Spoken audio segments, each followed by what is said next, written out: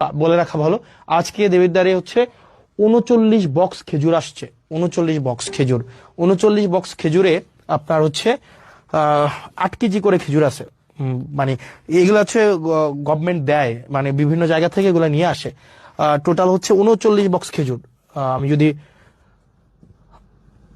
39 box খেজুর, 39 × 8, তাহলে কয় কেজি খেজুর? 8 নং 72-এর 2, হাতে আছে 7, 3 × 8 = 24, সাথে হচ্ছে 31, 312 কেজি খেজুর আসছে। ভুল হয়েছে নাকি? ঠিক আছে না? হ্যাঁ, 8 নং 72-এর 2, 7, 3 × 24-এর সাথে 31, হ্যাঁ ঠিকই তো আছে। 312 কেজি খেজুর আসছে। 12 কেজি খেজুর 15টা ইউনিয়নের যেই হচ্ছে মাদ্রাসাগুলো আছে, মাদ্রাসাগুলোতে হচ্ছে ভাগ করে দিবে, হয়তো 3 কেজি করে হয়তো পাইতে পারে আর কি। তো এই খেজুর কিছুদিন পরে কুরবানিকে সামনে রেখে উটের মাংস, দুম্বার মাংস এগুলো আসবে। তো আমরা চাই প্রত্যেকটা মানে এক পয়সা যেন, যে জিনিসটা আপনারা যেন বুঝে পান, মানে এই জিনিসটা যেন হচ্ছে কোনো মধ্যস্বত্ব ভোগী ঢুকে বা চেয়ারম্যান মেম্বার নিজেদের মতো করে এটা যেন না করতে পারে।